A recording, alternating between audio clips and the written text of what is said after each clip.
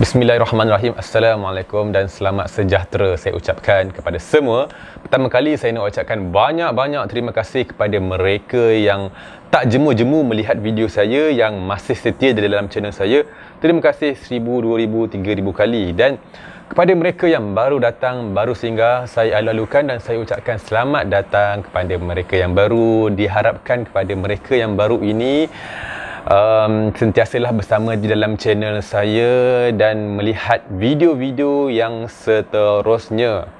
Baik, hari ini saya nak kongsikan kepada anda semua dua kisah misteri lah kan, orang kata misteri, dua kisah seram.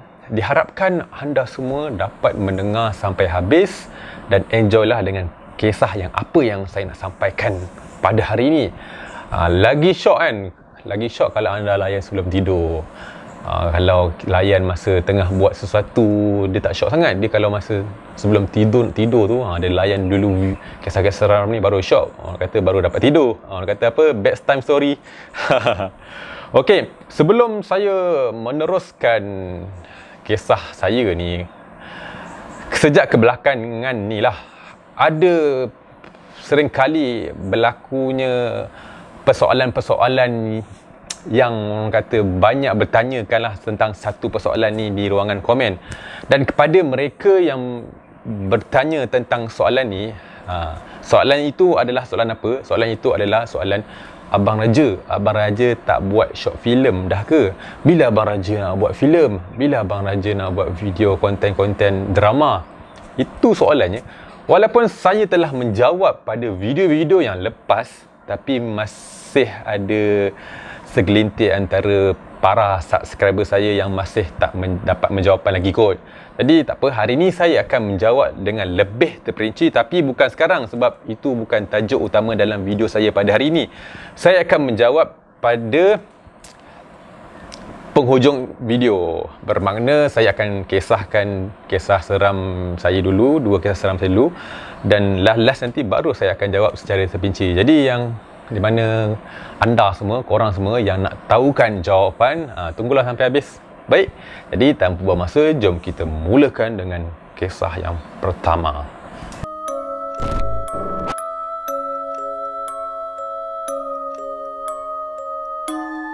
Kisah pertama berlaku pada seorang perempuan yang aku berikan nama dia ialah Yaya. Bukan nama sebenar, tapi kisah ni kisah benar, okey? Yaya ni merupakan seorang perempuan yang berusia dalam 20-an ketika kisah ini berlaku. Yaya ni dia seorang yang sangat suka kepada anak patung. Minat dia terhadap anak patung tu dari kecil sampai besar tak pernah berkurang. Jadi Yaya ni umpamanya kalau kita nampak kucing kan, wow comel kan, geram lah dengan kucing comel ni. Macam itulah minat Yaya terhadap anak patung. Dia sangat suka kepada anak patung. Yaya ni dia duduk bersama dengan rakan-rakannya di sebuah rumah sewa. Okey, tapi dalam cerita ni dia tak bagi tahulah tahun bila berlaku, di mana berlaku, tapi tak apa. Tak beri efek pun dalam pengisian video ni, dalam pengisian cerita ni sebenarnya. Satu hari Yaya dan housemate dia bercadang nak pergi uptown, membeli belah lah kononnya. Jadi bila sampai uptown ni, Yaya ni dia terpandang di satu sudut, di mana di sudut itu adanya sebuah kedai yang sangat cantik. Kedai apa tu? Kedai anak patung bandel. Jadi Yaya tengok, wah, ini memang minat aku ni kan. Jadi Yaya pun dia nak pergilah kedai anak patung bandel tu. Dia ajak kawan-kawan dia, tapi kawan-kawan dia menolak, kawan-kawan dia tak minat. Jadi Yaya pergi seorang lah, kawan-kawan dia yang lain pergi ke tempat lain. Jadi Yaya pun pergilah seorang-seorang di kedai anak patung bandel tu. Jarang kita jumpa dekat uptown anak patung bandel. Bagi aku jarang lah, aku tak pernah jumpa lagi. Yang selalu aku jumpa baju bandel, kasut bandel, barang-barang terpakai bandel kan. Tapi anak patung ni aku tak pernah jumpa lagi. Tak apa. Okey. Yaya dia pergi kedai anak patung bandel tu, dia pandang kiri kanan. Cantiknya, macam baru lagi, warna pun tak pudar. Jadi Yaya dia pergi ke kedai tersebut, dia ada duit, dia nak beli satu lah kan. Dia cari. Dia terpikat dengan satu anak patung daripada cerita Shrek, tak silap aku. Cerita Shrek, anak patungnya anak patung berwarna biru dari binatang keldai yang ada rambut sepanjang sejengkal, tak silap aku. Aku tak sure anak patung tu anak patung apa, tapi ada ke kan. Tapi tak apalah, itulah yang dikisahkan, anak patung warna biru yang ada rambut sepanjang sejengkal. Okey, jadi Yaya pun mendapati anak patung tu, dia beli, dia bayar. Okey, selesai. Jumpa balik kawan-kawan dia, balik rumah, inilah tibanya gangguan yang pertama.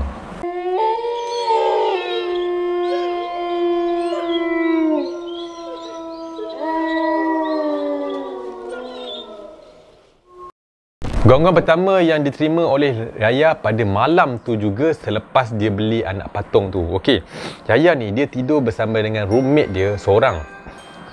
Dalam bilik dia tu ada katil yang berdeka. Yaya tidur di bahagian atas, kawan dia tidur di bahagian bawah. Katil dia tu rapat ke dinding. Jadi Yaya tidur atas, dia letak anak patung dia bersebelahan dengan dinding di bahagian kepala Yaya. Okey, jadi Yaya pun tidur. Pada pukul 2-3 pagi, Yaya terjaga akibat dada dia terasa berat, terasa susah nak bernafas. Oksigen. Yaya terjaga untuk mendapatkan kelegaan selepas dia mengidap sukar bernafas begitu. Okey, Yaya terjaga. Lepas 2 minit macam tu, barulah dada dia terasa okey. Ni first time dia kena waktu malam macam tu. Waktu terkena tu, Yaya dia tak terfikir apa-apa langsung tentang anak patung tu. Dia fikir mungkin ini hanyalah aku ada asma kot kan, aku letih sangat kot. Jadi Yaya pun sambung tidur. Dan esok harinya, gangguan kedua ni adalah gangguan Yaya ni. Dia bangun pagi tu, dia kemas tempat tidur dia dengan rakan-rakan dia, dan seluruh housemate dia tu kena pergi kelas waktu pagi. Jadi mereka semua waktu pagi dah keluar, rumah kosong. Waktu petang mereka balik, selepas habis kelas mereka balik. Yaya ni bila sampai rumah, dia buka pintu rumah. Alangkah terkejutnya, anak patung dia tu berada di ruang tamu. Yaya pelik lah, macam mana anak patung aku daripada atas katil dan berdeka tingkat 2 boleh berjalan ke ruang tamu. Siapa punya kerja ni? Kata Yaya lah dalam hati dia. Jadi Yaya suspek ini adalah kerja roommate dia yang tidur bersama dia di bawah. Jadi Yaya pun dia terus tanya roommate dia, kau ada main anak patung aku ke? Lepas tu tak balik, Yaya tanya. Kawan dia jawab, bila masa pula aku nak main, tak ada masa, kan aku sibuk pergi kelas. Yaya mendapat jawapan seperti itu, Yaya mulalah muskil dengan kejadian tersebut. Tak apa. Okey, Yaya dia hanya muskil saja, tak takut. Jadi Yaya pun pada malam tu juga, malam kedua, gangguan ketiga pula. Gangguan ketiga, Yaya tidur seperti biasa. Kali ni dia tidur, anak patung tu dalam keadaan posisi dia membaringkan anak patung tu. Alright, dia membaringkan anak patung tu. Yaya pun tutup mata tidur. Okay, lepas tu Yaya pun tak dapat nak tidur. Dia buka mata tu, dia nampak anak patung tu dalam keadaan duduk. Kalau dari duduk ke baring mungkin terjatuh lah, tak apa. Ini dari baring ke duduk. Yaya mula terasa pelik. Bukan aku, dalam hati dia kata, bukan aku baringkan ke anak patung ni? Macam mana kau boleh duduk pula kan? Kau bukannya jenis yang boleh bergerak, ada bateri kat dalam, kata Yaya dalam hati. Lepas tu Yaya pun dia macam seram sikit lah. Macam mana boleh dia macam ni? Jadi Yaya dia pun nak patung tu daripada menghadap ke dia, dengan kepala dia kan, ni kepala dia, ni anak patung ni di dinding. Dia pusingkan anak patung dia menghadap ke dinding kan. Sebab dia macam takut-takut. Lepas tu Yaya pun dah pusing, dia puas hati, dia pun tutup mata untuk tidur, dapatkan tidur. Yaya masih tak dapat tidur, dia cuba buka anak patung dia. Dia buka anak patung pula, Yaya buka mata dia. Alangkah terkejutnya anak patung tu menghadap ke dia. Dia malas layan sebab dia dah mengantuk. Biarlah anak patung ni, biarlah macam mana pun posisi dia. Jadi Yaya tidur. Okey, gangguan pernafasan, susah bernafas, dada berat tak berlaku. Pada besoknya Yaya, dia pergi ke kelas. Sebelum dia pergi kelas tu, dia kemas katil, dia ambil anak patung tu kan. Dia kata, anak patung ni aku nak letak dalam bakul baju lah. Tak nak letak dekat atas katil. Sebab macam pelik je kan anak patung tu. Kawan dia pun kata, lah, pelik lah anak patung kau ni. Lepas tu mereka pun pergi ke kelas. Waktu petang mereka balik macam biasa. Sekali lagi anak patung tu kan, dia orang kata macam memanjat tau. Dari dalam bakul baju tu, separuh badan dia berada di luar, separuh badan lagi berada di dalam dalam bakul baju. Macam mana nak cakap? Ini bakul, ini anak patung kan. Kepala dia, bahagian kepalanya berada di dalam, bahagian kakinya, badan ni berada di luar. Lepas tu saya pelik, tengok anak patung aku berubah. Lepas tu kawan dia pun kata, lah, aku tengok anak patung kau ni dah macam lain lah. Warna dia dah macam pudar. Lepas tu Yaya tengok, lah, dah macam pudar. Dulu, 2 hari lepas aku beli, warna dia cantik. Lepas tu Yaya dengan automatiknya tengok, tak cantik langsung. Bukan tak cantik langsung, dah tak comel lah. Hilang lah kecomelan pada anak patung tu. Jadi Yaya pun pegang anak patung tu, dia letak balik betul-betul dalam bakul baju. Dia timpakan anak patung tu dengan baju-baju dia, supaya anak patung tu orang kata dah tak boleh gerak lah.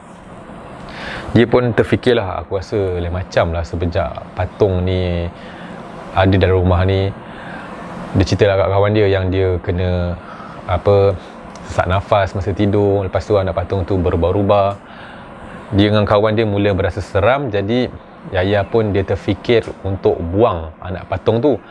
Kawan dia cakap, tak payah, kita serahkan balik dekat kedai yang kau beli ni. Lepas tu kita tanya mana tuan kedai dapat anak patung ni sebenarnya. Sebab pada anak patung tu macam ada seolah rambut manusia kan.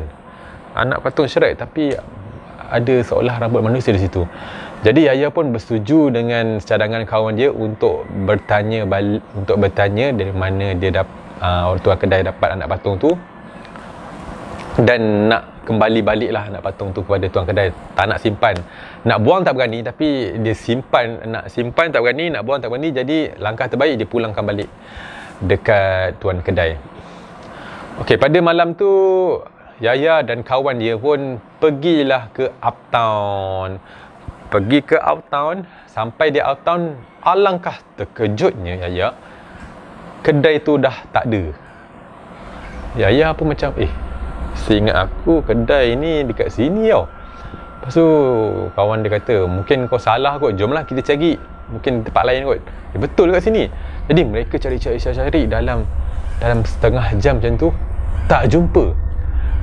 Yaya memang firasat dia mengatakan betul kedai tu di situ, tapi kedai tu dah tak ada, seolah-olah dah tutup. Jadi Yaya pun dia pun tak nak terpaksa membuang anak patung tersebut.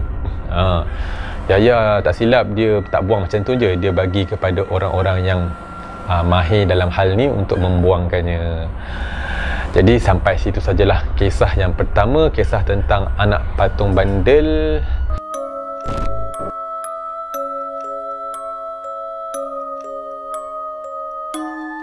Kisah kedua dari anak patung bandel di uptown, kita pergi ke penjara.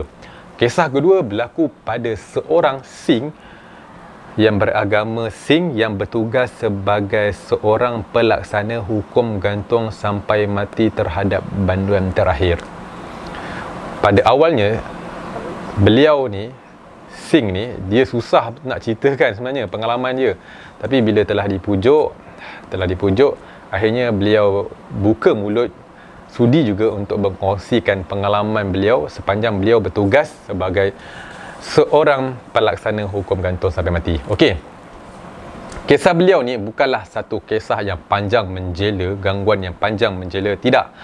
Kisah beliau ni adalah kisah gangguan yang pendek-pendek tetapi pelbagai bentuk gangguan. Maksudnya hari ni berlaku macam ni, lepas tu lagi sebulan berlaku macam ni, lepas tu berlaku macam ni. Banyak kisah tapi kisahnya pendek-pendek. Okey, antara kisah yang beliau sudi kisahkan kepada, sharekan kepada kita semua adalah, pertamanya apabila beliau nak melaksanakan hukum gantung tu, beliau ni sebenarnya dia tak tahu pun dia kena laksanakan hukum gantung tu bila. Contoh hari ni hari Senin kan, hari Rabu dia tak tahu dia kena gantung orang. Yang dia tahu dia menjalankan tugas kena gantung orang je. Jadi hari ni hari Senin, hari Rabu tu dia tak tahu dia kena gantung orang. Hari Senin tu kan, 2-3 hari sebelum kena gantung tu, dia akan terima satu, orang kata, petanda lah, bahawasanya dia terasa leher dia tu seperti dia pula digantung. Dia rasa leher dia macam ada panas-panas. Selalu macam tu dia kata. Dia kata, saya sebelum hukuman gantung saya laksanakan 2-3 hari sebelum tu, saya mesti rasa leher saya panas. Dan tengok-tengok memang ada hukuman gantung selepas 2-3 hari selepas saya mengalami panas-panas di leher, memang ada hukuman gantung, seolah-olahnya saya dapat petanda. Begitulah beliau cakap, beliau dapat petanda. Kalau ada leher panas je, tengok 2-3 hari mesti ada orang yang beliau kena gantung. Itu antara pengalaman beliau yang pelik-pelik.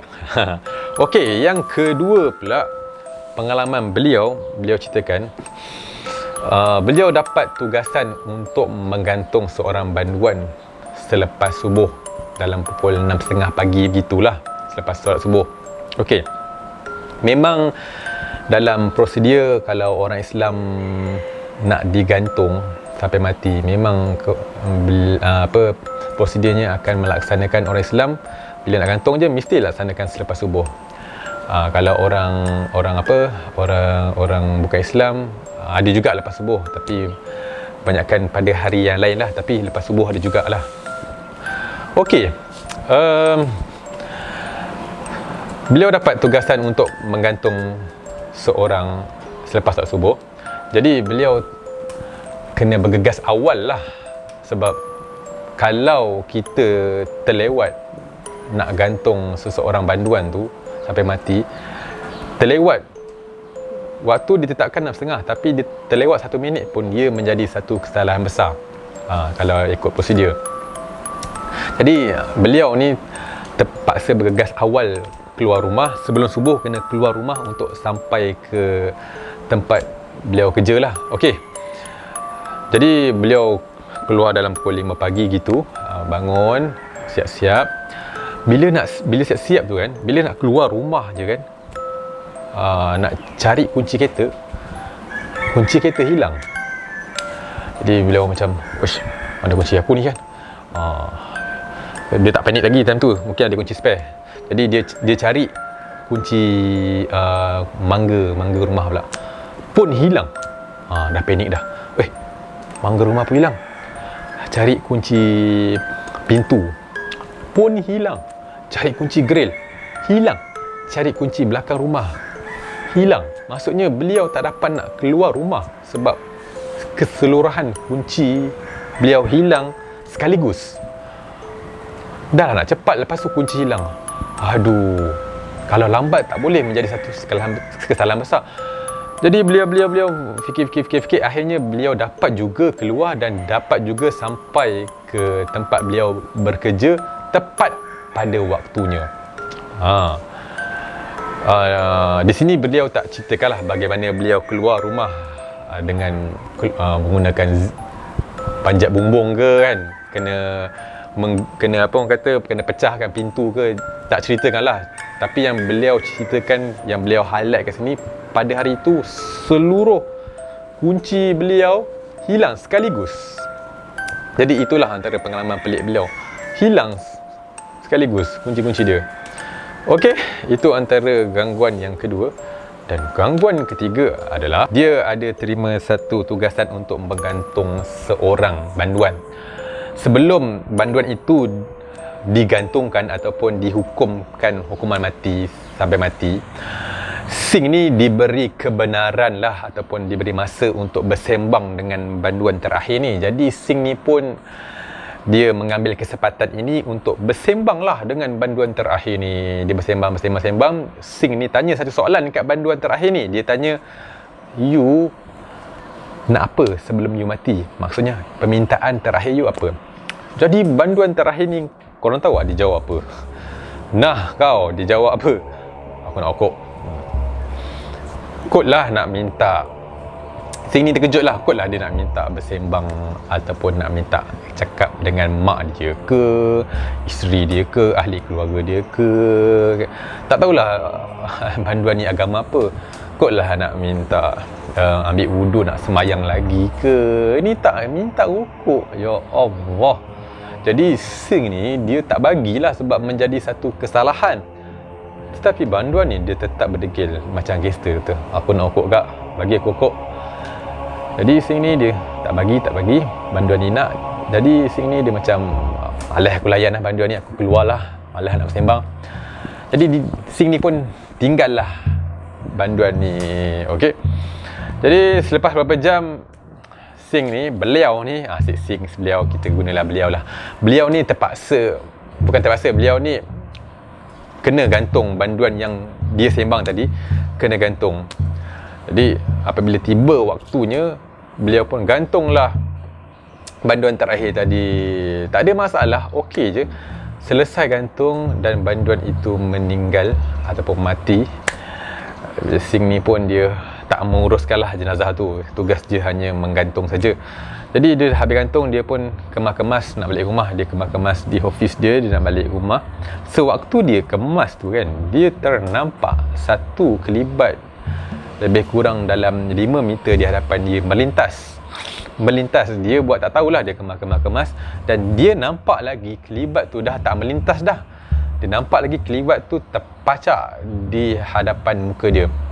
Dan kelibat tu adalah kelibat banduan terakhir tadi, jemaah banduan terakhir tadi. Jadi Sing tu nampak dengan 2 biji anak matanya. Dia menenungkan dia tenung sekejap, pandang dalam 5 saat. Dia sambung buat kerja dan dia terus mengeluarkan kata, sini tak ada rokok, dah you pergi ke alam you jangan ganggu I, kata Sing tu. Jadi lepas Sing tu kata begitu, beliau tu kata begitu, jemaah tadi yang berbentuk banduan terakhir tu hilang. Nak kata kelakar ke, nak kata seram sebab sebelum mati nak rokok, dah mati pun nak rokok juga. Ya, mungkin jemaah tu adalah syaitan kan. Kita betul memang syaitan mengganggu manusia. Tapi nak rokok juga lepas mati. Aduh, tak tahu nak cakap apa kan. Mungkin waktu hidup dia memang kerap sangat rokok kot, wallahu alam.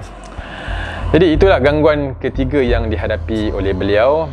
Dan gangguan terakhir yang beliau kongsikan, gangguan keempat adalah gangguan selepas beliau melaksanakan hukum gantung mati banduan ni kan, beliau kadang-kadang diberi kebenaran untuk melihat wajah orang yang kena mati. Selalunya beliau cerita kalau orang kena gantung ni, lidahnya akan terkeluar sedikit. Lidahnya terkeluar sikit je lah, kena cekik, mestilah lidah automatik keluar. Dan leher mayat yang digantung tu menjadi mengecut. Kadang-kadang kecutnya sebesar batang penyapu. Oh ya, kecil betul kata beliau.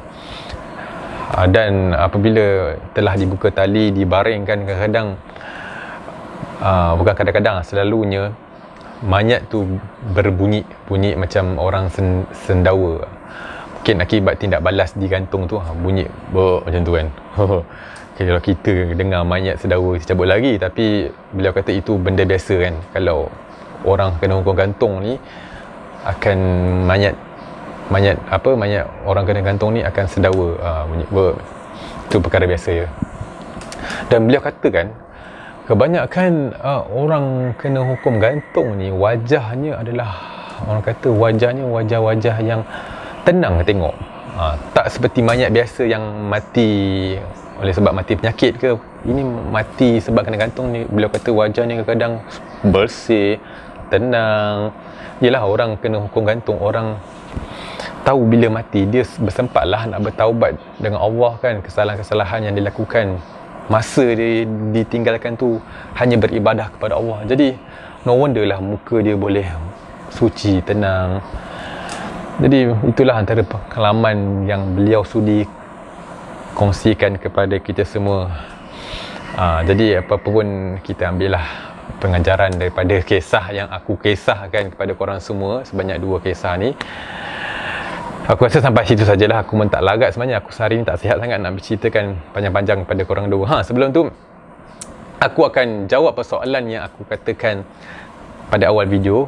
Aku akan jawab pada waktu ini. Jadi sebelum aku jawab, kejap aku nak stop video jap. Dah tiba masanya untuk saya menjawab persoalan-persoalan yang saya kemukakan pada awal video. Persoalannya adalah, kenapa Abang Raja tak teruskan buat short film? Kenapa Abang Raja tak buat cerita cermin mata boleh nampak kematian seseorang episod seterusnya? Kenapa? Okey, saya akan jawab soalan itu secara terperinci lah pada saat ini. Bagi mereka yang tak nak dengar, boleh end je lah video ni. Bagi mereka yang nak tahu, dengar je lah kan. Sebab ini, saat ni dia tak ada kaitan dengan tajuk utama video kita ni, pasal kisah seram. Tak ada kaitan. Jadi mereka yang tak nak dengar boleh end saja. Bagi mereka yang dengar, okey, teruskan dengar. Okey, jawapannya, pertamanya secara terperinci, pelakon-pelakon Abang Raja semua busy. Pelakon Abang Raja dah mula bersekolah, jadi Abang Raja tak naklah ganggu concentrate mereka kan. Terutamanya Humaidi Arif. Kalau korang kenal Humaidi Arif ni, dia dah SPM, jadi lagilah tak nak kacau. Takut nanti kita nak syuting kacau pula dia. Jadi tak naklah kacau dia. Dia nak SPM, dan pelakon-pelakon lain pun sekolah. Jadi kita faham lah, sekolah mestilah busy, penat kan. Hari cuti nak bersama dengan family pula, tak naklah kita kacau. Okey, itu jawapan yang pertama, harap jelas dan clear. Okey, jawapan yang kedua sebenarnya sedih jugalah, yang tak pernah nak diberitahu lagi sebenarnya. Jawapan kedua ni sebenarnya sedih lah kan. Okey, sebab kurang dapat sambutan. Abang Raja nak buat short film ni makan modal yang besar. Kena keluarkan duit untuk bayar pelakon, kena keluarkan duit untuk prop, kalau ada prop, kena keluarkan duit untuk makan pelakon. Kalau kita shoot dari pagi sampai petang, tengah hari tu kadang-kadang mereka balik rumah makan, kadang-kadang Abang Raja bagi mereka makan. Jadi dalam satu video tu memakan modal yang besar lah juga sebenarnya. Bila memakan modal yang besar, kita upload dekat YouTube, dapat view yang rendah, dia tak balik modal dik oi. Contohlah Abang Raja nak buat video tu perlukan keluarkan duit dalam RM100, tetapi dapat untung dalam RM40 je. Sebenarnya banyak kali macam tu. Mungkin dia dalam masa lagi 2-3 tahun mungkin view tu bertambah, dapatlah balik kan RM100. Tapi dalam masa 4 bulan 5 bulan tak dapat dik oi RM100 tu, dapat 50-60. Jadi Abang Raja banyak rugi. Terus terang cakap sebab itulah orang kata semangat tu hilang nak buat konten short film ni, nak buat drama ni, sebab makan modal yang besar. Makan modal besar dan tak ada untung. Sedih lah juga sebenarnya kan. Minat tu ada, tapi minat tu minat yang orang kata tak berbaloi, memenatkan. Yelah, kita nak buat skrip, kita fikir, otak kita kena fikir oi. Otak kita kena fikir, buat skrip seorang, otak kita kena fikir. Dah fikir tu mungkin 2-3 hari, lepas tu nak tulis skrip lagi, dah tulis skrip, nak atur pelakon lagi, nak syuting pun kadang-kadang 2 hari, paling kejap pun dalam 5 jam macam tu kan. Macam ada orang kat belakang pula, tak ada kot. Okey, lepas tu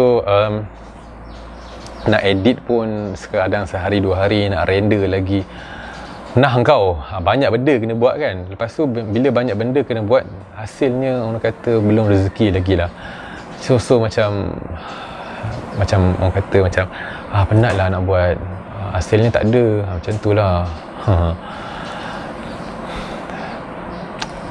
Apa pun saya ucapkan banyak beribu-ribu terima kasih lah sebenarnya bagi mereka yang komen.